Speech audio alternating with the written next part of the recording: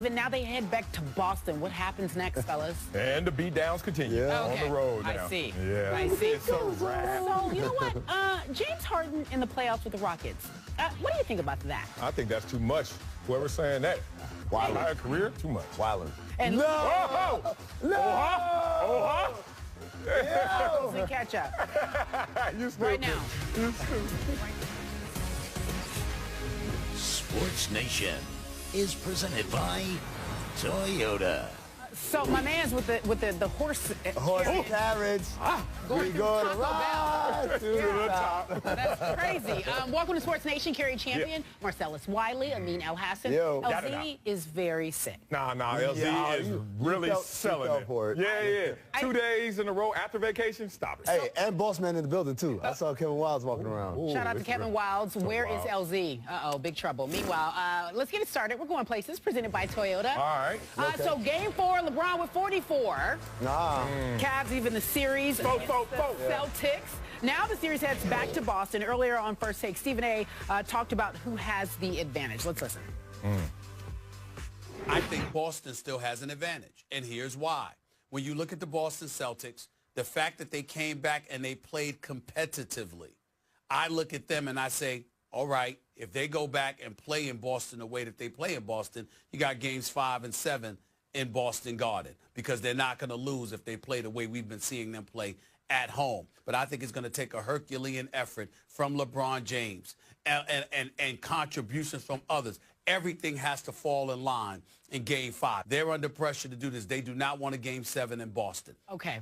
They don't want a Game 7 in Boston. I mean, we talked about this. We touched on this yesterday. I said all season long, LeBron was like, no, it's no big deal if we're number 1 seed or not. I don't need to be. You said you think they needed to be a number 1 seed because they'd be a better team, not so much about home court advantage. Right. So do you agree with what Stephen A. is saying? This is the second straight day we had a take that is so counterintuitive. Yesterday was Mike D'Antoni, the pressures on the Warriors. What you talking about? And now Stephen A. is saying that the Celtics are basically in the driver's seat. Absolutely not. Because what's happened now in these last 2 games, whatever confidence they had, it was all good just a week ago. If you want to use another Jay-Z line. Now it's like, oh boy, there comes that monster now. He's got momentum. They're going into Game 5. Pressure's on them. They're a young team. They haven't been in this situation before. Even the guys who technically have been here before. At home in the playoffs. 1-6 on the road. That tells you a team that is not mentally strong enough to be consistent, right? So if you talk about location was the only thing between feast and famine for them. Okay. And now they're going back home where you should feel better, but pressure's on because now you know the winner of Game 5, you're in the control of this series because Game 6 you can close it out, but Game 6 is on the road. LeBron James, Kyle Korver, all these guys, Kevin Love, they've been here before at the highest stakes against the best team ever. I'll take it one level. Okay, so then who wins 5 and 6? How do you predict that? Well, look. Stephen A. is using simple math, and I don't blame him. He's an old person. And, you know, old people, they always use that old, simple, basic math, but the game is not played on a calculator. Guess what? Where's it played?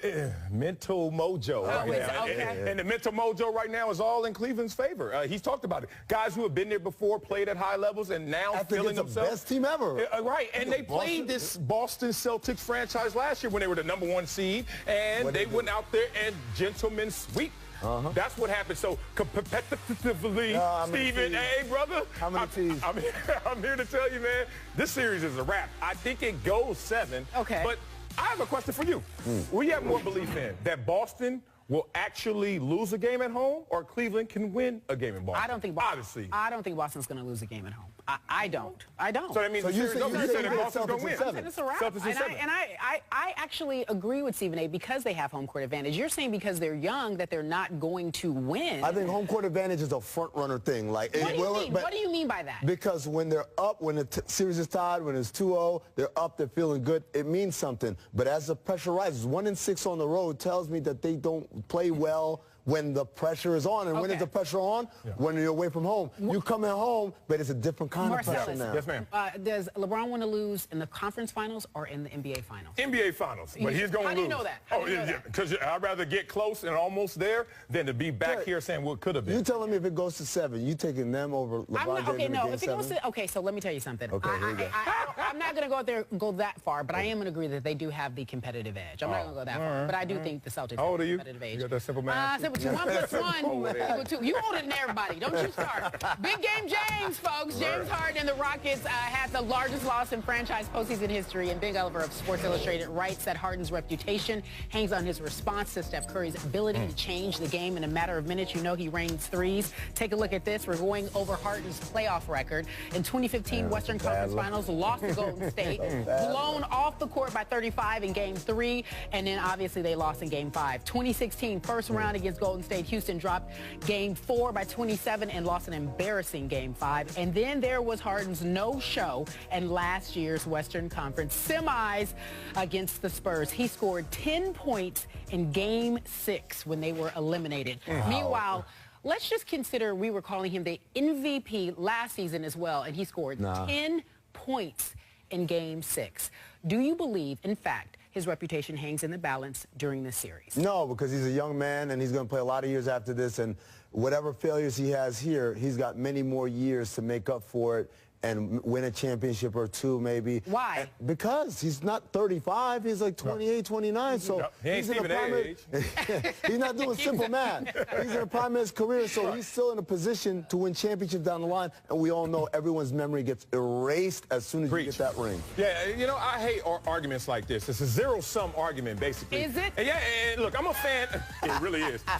I'm a fan of the old NBA, where Magic Johnson, who went to 9 finals and won 5, lost 4. We never had a problem with, oh, you got there because but just came up short. Early. Okay, respect. But you got there and came up short. But now we have moved the goal line. We said now it's better not to get there than to actually get there and come up short. James Harden is now going to be criticized being in this moment when we're lauding young players like Donovan Mitchell as a rookie or Anthony Davis as a young superstar who don't even get to this level, but we're going to sit there in the offseason and say how great they are. But does he not deserve criticism if they lose? Embarrassing. Absolutely. But is this the thing that solidifies his legacy forever? No. But that's what that article was kind of insinuating. Exactly. That this is it, and if you don't do it now, they will call you a loser forever. Yeah. No, Jerry West went like one. He has a reputation. If we're saying that he is one of the best scorers that we've ever seen, if he is in fact that, he has to show up. He can't have 10 points in a Game 6 loss against the Spurs in the semis.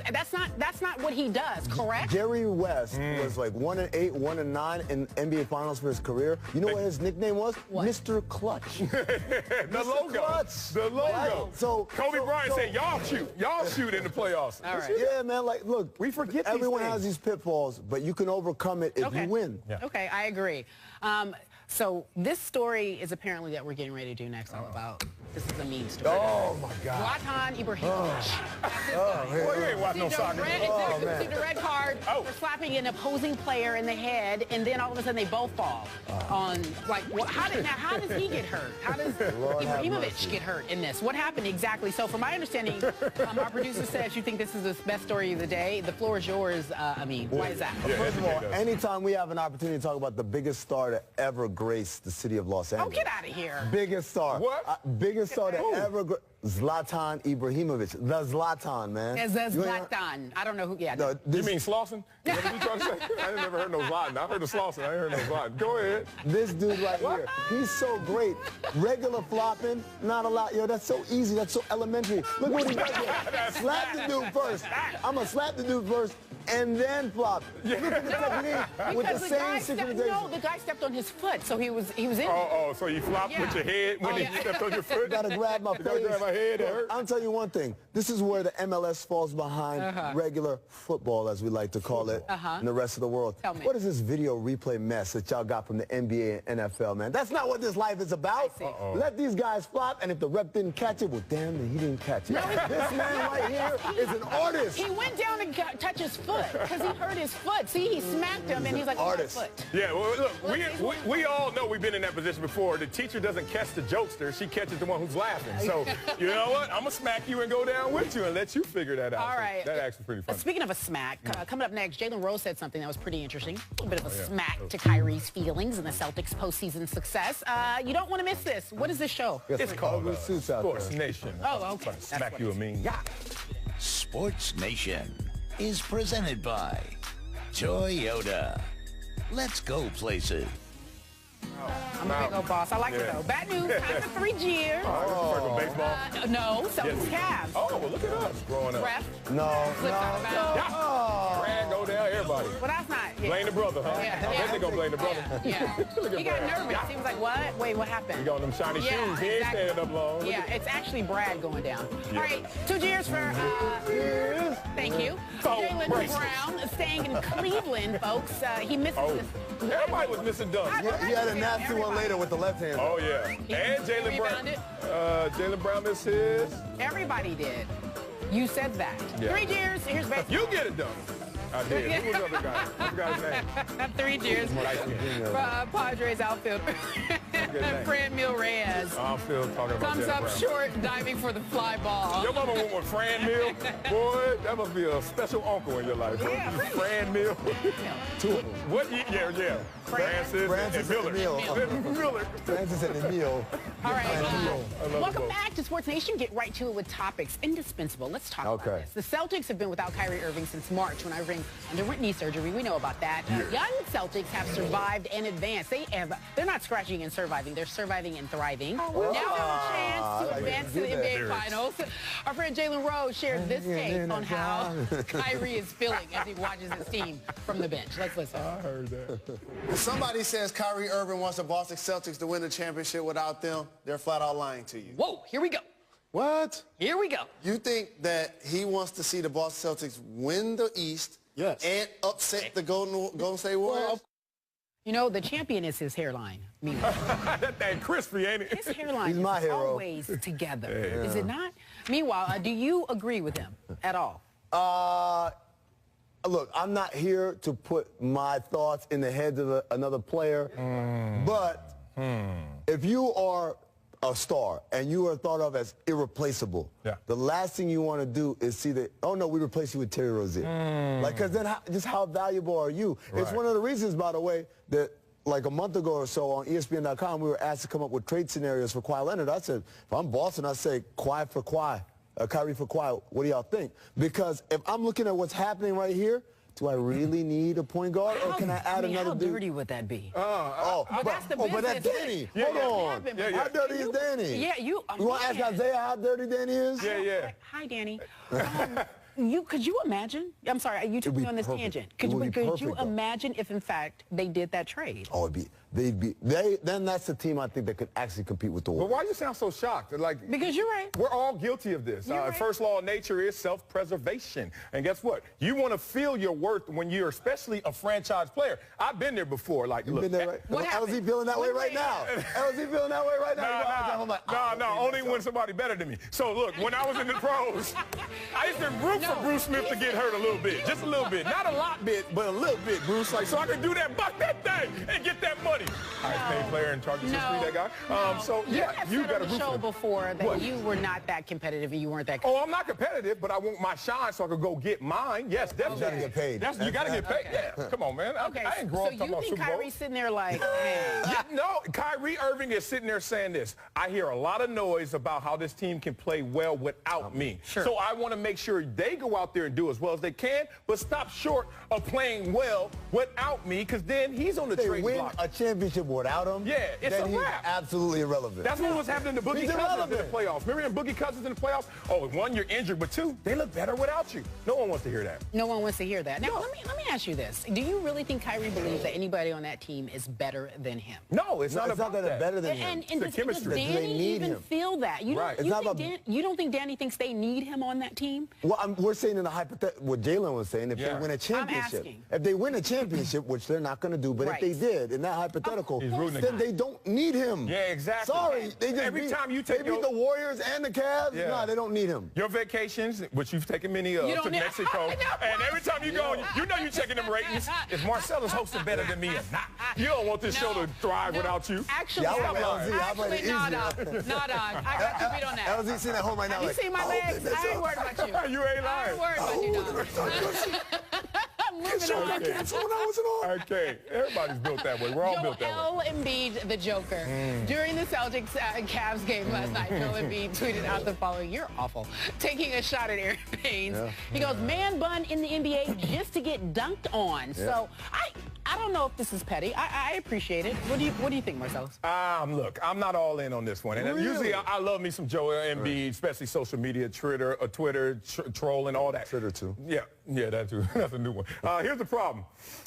Not only is he punching down at Aaron Baines, okay, we get it. Aaron Baines gets dunked on a lot. He only has a few responsibilities on his short list of things he can do in the NBA, and one of them is playing defense to the point where you're going to compromise yourself.